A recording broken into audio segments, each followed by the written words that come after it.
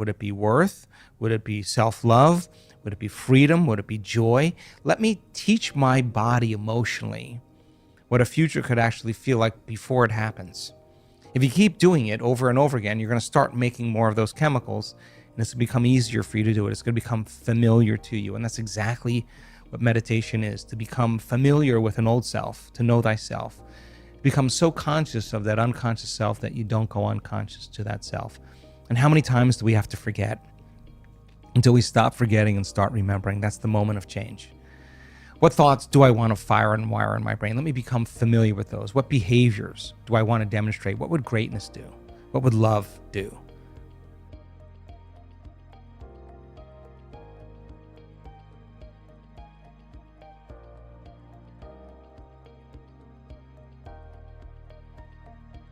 This is the human condition. This is the moment where they don't feel like returning the texts. They don't feel like going to dinner and seeing the same people. They don't feel like watching the same television show any longer. None of that is making this feeling go away. This is a moment of reckoning for the soul. And this is really when you could actually see yourself through the eyes of someone else, because you don't feel like yourself anymore.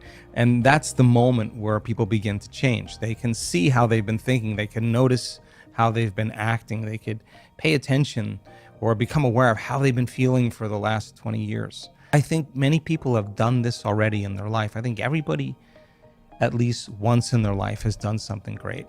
And when they did something great, they just made up their mind. And they made a decision in that moment to do something or to change with such firm intention that the amplitude of energy in making that choice caused their body to respond to their mind. That the choice that they were making to change became a moment in time that they would never forget. And the stronger the emotion they felt in order to change, the more they remembered the choice. And we could say then that they're giving their body a taste of the future emotionally, and they're literally aligning to that destiny. We discovered that if you keep doing that every day, somehow you'll arrive at that destiny, and your biology will literally begin to change to look like you're living in a different life. What we believe and what we've seen, which is being defined by a vision of the future. And if you understood that you could actually elevate your state without anyone or anything every single day, and hold whatever that intention of your future is, and it takes a coherent brain to do that, and feel the emotion of your future before it happens. That is, you can't wait for your wealth to feel success. You can't, or abundance. You can't wait for your new relationship to feel love. You can't wait for the mystical experience to feel awe, or your healing to feel whole or grateful. That's kind of the old model of reality, of cause and effect, waiting for something out there to change, to take away this emptiness, this lack that I feel in here. If you teach people, then they could elevate their state, and we teach that model through meditation. And they can combine that clear intention with an elevated emotion and teach them how to make that heart of theirs more coherent.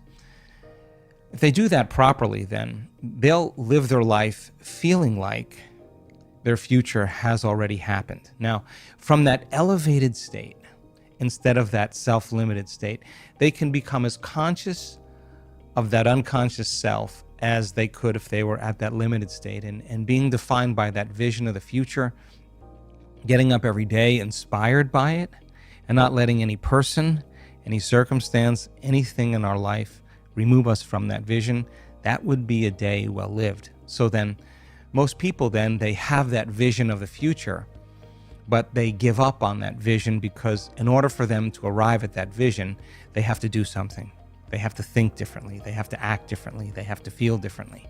And it's so much easier to make the same choice every single day. And the hardest part about change is not making the same choice as you did the day before. And the moment you decide to make a different choice, you're going to feel uncomfortable, because you're stepping from the known into the unknown. So some people would rather cling to their self-pity than take a chance and possibility. They'd rather tell the story of their past instead of telling the story of their future. They'd rather believe in their past instead of believe in their future. I think in so many ways that a belief is unconscious process. A belief is a thought you keep thinking over and over again until it's hardwired in your brain. And most beliefs are based on past experiences. And so many people have a belief about something that has to change in order for them to arrive at a new place in their life. And what we discovered a lot of times with people in this work is that when they, say for example, they were healing themselves of a health condition, sometimes they would do their meditations 3 times in one day. And I asked them, why 3 times? And they said, because I stopped believing. And when I caught myself no longer believing in it, I had to sit down and change my belief again. In other words, they had to get up believing more in their future instead of believing less in it. And they have to change their state of being to do that. So I think that that's a limitation. I also think that unconsciously we're always waiting for something out there in our life to change so that we can change or feel the relief of the lack of what we don't have. And I do think that's kind of a limited model of reality. I think when you start changing inside of you and you start seeing the changes happening outside of you, you go from being a victim in your life to being a creator of your life. And I think that when that occurs, then all of a sudden it's no longer a have to. It's something that you want to do. You actually don't want the magic to end in your life. So now you become a work in progress by investing in yourself. And when you invest in yourself, you invest in your future. So there's probably a chronic disbelief that many of us have that we're not creators of our life. And that only when we get the parking space or something good happens to us do we believe that we're the creator of our life. But imagine a world where everybody actually took responsibility in being the creator of their life and no longer the victim of their life. I think we would see a dramatic shift in consciousness.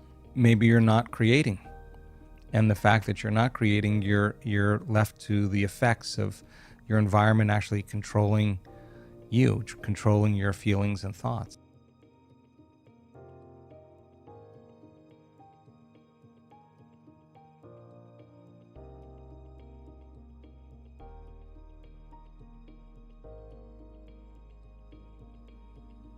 If you woke up every morning and you truly made time to think like this, okay, if my personality creates my personal reality, and my personality is made of how I think, how I act, and how I feel, if I want to create a new personal reality, a new life, I'm going to have to change my personality.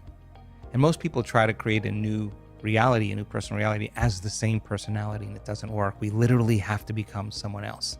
So if you said, okay, let me not default and go unconscious to that 95% of who I am that's programmed. Let me become so conscious of the way I think. Let me become so aware of how I'm going to act today. Let me decide what emotions keep me connected to my past and bring me to a lower level of energy. Let me not go unconscious. And then if you said, okay, if a belief is just a thought I keep thinking over and over again, what thoughts do I want to fire and wire in my brain? And with attention and with intention, to begin to familiarize yourself with a new way of thinking. Meditation means to become familiar with. If you keep firing and wiring those circuits, you're going to begin to install the hardware. Repeat it enough times and it becomes a software program. That could be the new voice in your head that says, I can, it is possible. If you said, okay, when did I fall from grace yesterday? When did I lose it? Oh my gosh, it was at work, with my coworkers, with my ex, with my enemy, with the news, with traffic. Acting this way is not going to make me happy. If I had another opportunity, how would I do it? If you could close your eyes and rehearse in your mind mentally how you were going to behave in certain situations. If you said, let me decide how I am going to act, what I'm not going to do, and you rehearsed it, the research on mental rehearsal says your brain will look like you already did it. That you'll be so present, the brain won't know the difference between what you're imagining and what is real. The brain will begin to change to look like the experience has already happened. Now, you're priming your brain for that behavior. Mental rehearsal is one of these great ideas in neuroscience where you can actually install circuits in your brain, right? So Everybody has done this. Musicians do it. They're playing a song in their mind all the time. Athletes do it. They're always going over their moves. Dancers do it. Actors do it. So many people rehearse mentally what they're about to do. And when they do that, they actually prime their brain. They actually can change their brain and change their body just by thought alone. You can take a group of people that never played the piano before and divide them into two different groups and do functional brain scans on both groups. One group, they'll come for 2 hours a day for 5 days, and they'll practice these one-handed scales and chords. Now, you learn something new, you make new connections in your brain, you get some instruction, you get your body involved. When you get your body involved, you're going to have an experience. You pay attention to what you're doing and you repeat it over and over again. Nerve cells that fire together, wire together. You're going to begin to install new circuits in the opposite side of your brain. That's common. You do the scan at the end, you see those actual physical changes. You take those people, the other group, and you ask them to close their eyes without lifting a finger. Have them mentally rehearse those scales and chords, and at the end of 5 days, they grow the same amount of circuits in their brain as the people who actually physically demonstrated the act. In other words, they were so present with what they were doing, the brain did not know the difference between the real life experience and what they were imagining. The brain was physically changing to look like they already experienced it, they already did it. So now, you take those people, never played the piano before, they've just been mentally rehearsing for 2 hours a day for 5 days, you set them in front of a piano, and they could actually play those scales and chords. Why? Because they primed their brain for that behavior. So then if you're going to prime your brain for a new behavior, whether you're the CEO of a company, whether you're a parent, whether you're learning something, the more you rehearse it mentally, the more you prime your brain and body for the act. So you could actually practice rehearsing how you're going to change in your life. And if you keep doing it enough times, your behaviors will match your intentions automatically because you have the mind installed to do it. If you don't have the mind installed to do it, you'll go back to the same past behavior. Rehearse it in your mind until it feels right, until you feel like I could actually do that, and go from start to finish without losing your attention. And so that it gets easier each time you do it. It makes sense then you'll actually do it. And then if you said, okay, enough of this guilt. I've felt enough of it. I don't like feeling that way. I could actually break the conditioning of that emotion in my body. Can I condition my body? Can I teach my body to feel something differently? What would be the feeling that I want to feel if I was able to do it? Would it be worth? Would it be self-love? Would it be freedom? Would it be joy?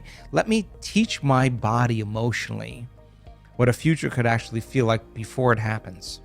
If you keep doing it over and over again, you're going to start making more of those chemicals, and it's going to become easier for you to do it. It's going to become familiar to you, and that's exactly what meditation is, to become familiar with an old self, to know thyself. Become so conscious of that unconscious self that you don't go unconscious to that self. And how many times do we have to forget until we stop forgetting and start remembering? That's the moment of change. What thoughts do I want to fire and wire in my brain? Let me become familiar with those. What behaviors do I want to demonstrate? What would greatness do? What would love do? And actually rehearse a greater way. Rehearse it enough times so that you could actually step into that footprint. Teach your body emotionally that there's another way to feel, and do it over and over again. It'll become familiar to you. And so the model of change is unlearning and relearning. It's breaking the habit of the old self and reinventing a new self. It's pruning synaptic connections and sprouting new connections. It's unfiring and unwiring, refiring and rewiring, deprogramming and reprogramming, losing your mind and creating a new one, unmemorizing emotions that have been stored in the body and then reconditioning the body to a new mind and to a new emotion. Turns out if you teach people how to do that, in 7 days you can see very profound biological changes if they immerse themselves into the experience.